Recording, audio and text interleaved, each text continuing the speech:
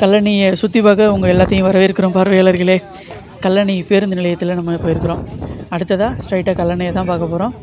காவேரியிலேருந்து தண்ணி வர்றது கல்லணையில் தேங்கி இருக்கிற அந்த காட்சியை தான் இப்போ நீங்கள் பார்த்துக்கிட்டு இருக்கிறீங்க. நல்லா பறந்து விரிந்த பரப்பில் காவேரி எப்படி கண்ணுக்கு குளிர்ச்சியாக விருந்தளிக்குதுன்னு பார்க்குறீங்களா? கல்லணையை பார்க்கும்போதே ஒரு பிரம்மாண்டம் நமக்கு தெரியுது.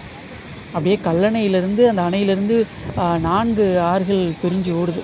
அதை தான் நீங்கள் இப்போ பார்த்துட்ருக்கீங்க. இது வந்து நம்ம திருவெறும்பூர்லேருந்து பஸ்ஸில் போனீங்க அப்படின்னா அந்த பேருந்து நிலையத்துக்கு அருகாமையிலே இருக்கக்கூடிய இந்த மதகுகள் இருக்கிறத நீங்கள் பார்க்குறீங்க.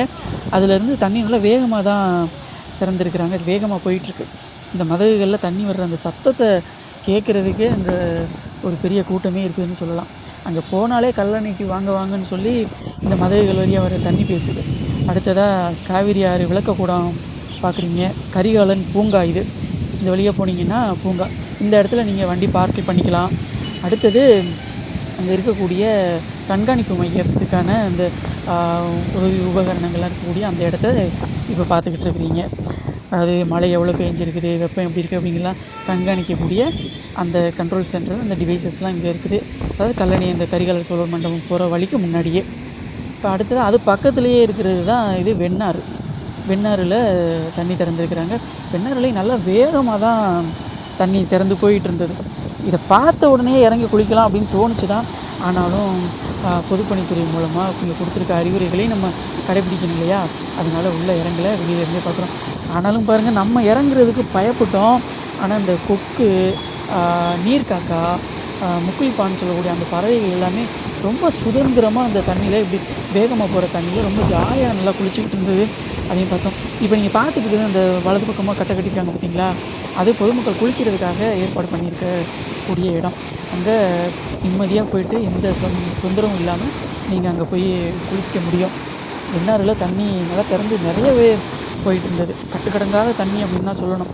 ஏன்னா கல்லணையில் காஞ்சி போய் கிடக்கிறப்போ பார்க்குறதுக்கும் இப்போ இப்படி கண்கொள்ளா காட்சியாக இந்த தண்ணி போகிறத பார்க்குறதுக்கும் ரொம்பவே வித்தியாசம் நிறையவே இருக்குதுங்க.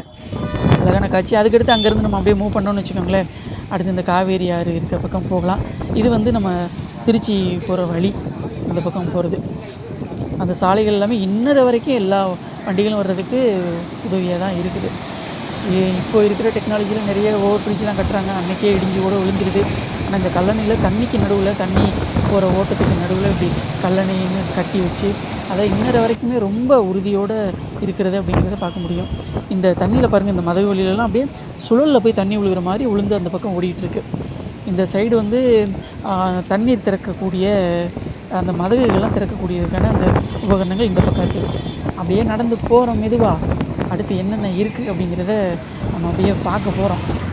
இதெல்லாம் பார்த்திங்க அப்படின்னா இதில் இருக்க அளவுகோல்லாம் அந்த மதகு எத்தனை கனஅடி தண்ணி திறக்கிறாங்க அப்படிங்கிறத இந்த அளவுகோலை வச்சே நம்ம தெரிஞ்சுக்க முடியும். அப்படியே நம்ம அந்த கல்லணை மேலே இருக்கிற பாலத்தில் அப்படியே மெதுவாக நடந்து போயிட்டுருக்குறோம். நம்ம போன சமயத்தில் அந்தளவுக்கு கூட்டம்னு சொல்லிட முடியாது. ஆனால் அந்த தண்ணியோட சத்தம் தான் அப்படியே அந்த ஆட்கள் நிறையா இருக்கிற மாதிரி தண்ணி பேசுகிற சத்தமே அவ்வளோ அருமையாக இருந்தது.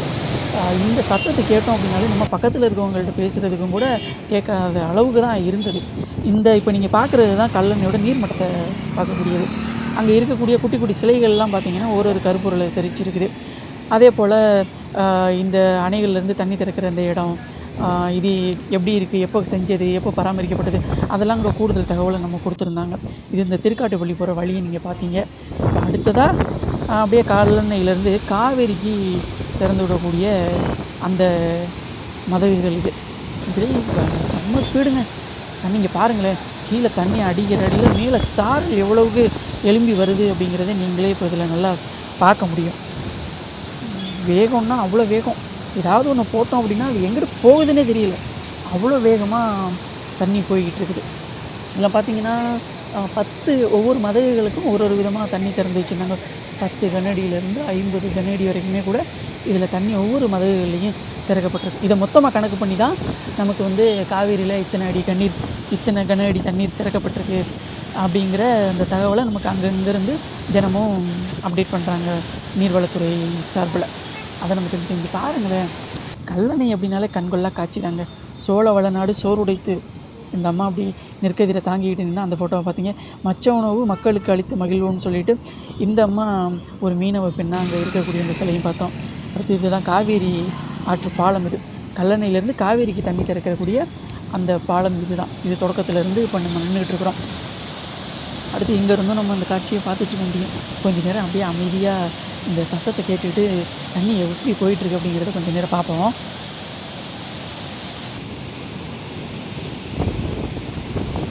பாதுகாப்புக்காக இரும்பாலான கூடிய இந்த கம்பி வேலிகள்லாம் கூட இருக்குது. ஆனாலும் கூட பொதுமக்கள் அங்கே போகிறப்போ கொஞ்சம் கவனமாக தான் இருக்கணும். குழந்தைங்களெல்லாம் கூட்டிகிட்டு போனீங்க அப்படின்னா, அதாவது இந்த சீசன் டைமில் கூட்டிகிட்டு போனீங்க அப்படின்னா கொஞ்சம் கவனமாக இருக்கிறது எல்லாத்துக்குமே நல்லது தான். ஏன்னா இந்த பாலத்தில் தான் நடந்து போகிறது தான், வாகனங்களும் இந்த பாலத்தில் தான் போயிட்டுருக்கு. மீன் பிடிக்கிறதுக்காக பருந்து பறவைகள்லாம் மேலே பறந்துக்கிட்டு இருக்குது. இந்த வாகனத்தில் அப்படியே ஒரு ஓரமாக நம்ம நடந்து போனோம்னா நல்ல இயற்கை சூழலில் இந்த தண்ணி போகிற சத்தத்தை கேட்டுக்கிட்டே மெதுவாக நடந்து போகலாம். சாரல் அப்படியே உங்கள் எல்லாத்தையும் நினச்சிக்கிட்டு போகும். இந்த சத்தத்தை பாருங்களேன், எவ்வளோ வேகமாக தண்ணி பாயுது பாருங்கள், எவ்வளோ அழகாக இருக்குது அதை பார்க்குறதுக்கு. ஒரு தடவையாவது வாய்ப்பு கிடைச்சிது அப்படின்னா நீங்கள் அவசியம் போய் கல்லணையை பாருங்கள். திருச்சியில் இருக்கக்கூடிய இந்த கல்லணை இந்தியாவிலேயே இருக்கக்கூடிய பழமையான அணைக்கட்டில் ஒன்று.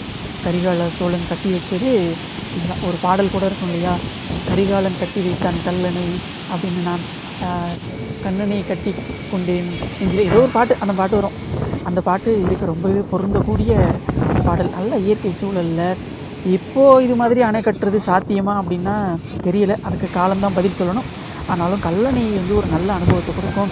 நம்ம பகுதியில், அதாவது இந்த திருச்சி பகுதியில் சுற்றி இருக்கிறவங்களுக்கு இது ஒரு நல்ல விஷயம். வெளியிலேருந்து நிறைய பேர் சுற்றி பார்க்குறதாக வராங்க. அதே போல் இந்த ஓடுற தண்ணியில் குளிக்கிறது அப்படிங்கிறது எல்லாத்துக்குமே பிடிச்சமான விஷயந்தான். கல்லணைக்கு போகிறவங்க எப்படியாவது அந்த தண்ணியில் காலை நினச்சிடணும், குளிச்சிடணும் அப்படிங்கிற ஆர்வத்தில் இங்கே பாருங்களேன், மக்கள் கூட்டம் ஒரு பக்கம்.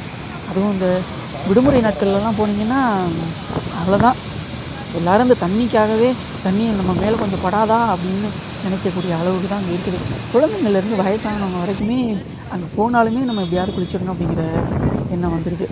அகத்தியரை நீங்கள் இப்போ பார்த்துக்கிட்டு இருக்கிறீங்க. காவேரி இது திருக்காட்டுப்பள்ளி பக்கம் இருந்து வந்தீங்க அப்படின்னா இந்த வழியில் தான் வரணும் கல்லணைக்கு.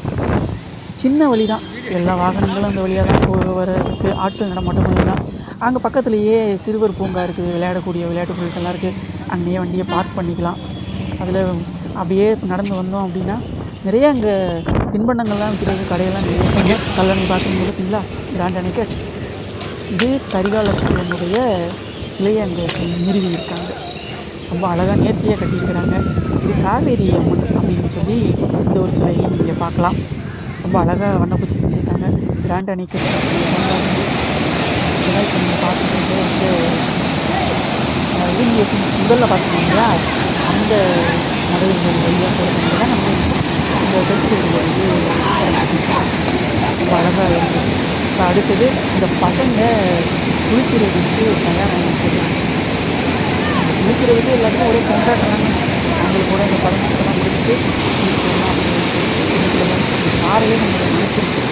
பக்கத்தில் கொஞ்சம் நேரம் இருந்த அந்த சமயத்தில் சாரையும் நல்லா நினச்சிருச்சு. கல்லணை படப்பிடிப்பு இந்த காட்சி படத்துக்கு எங்களுக்கு சந்தோஷம். நீங்களும் பார்த்து எல்லோரும் மகிழ்ச்சியாக இருந்துருக்கீங்க அப்படின்னு நம்புகிறோம். வாய்ப்பு கிடைச்சது அப்படின்னா நீங்கள் போயிட்டு வாங்க. திருச்சியில் சத்திரம் பேருந்து நிலையத்திலேருந்து கல்லணைக்கு போயிருக்கோம். எல்லாத்தையும் இன்னொரு நல்ல பதிவில் உங்களை சந்திப்போம். தேங்க்யூ.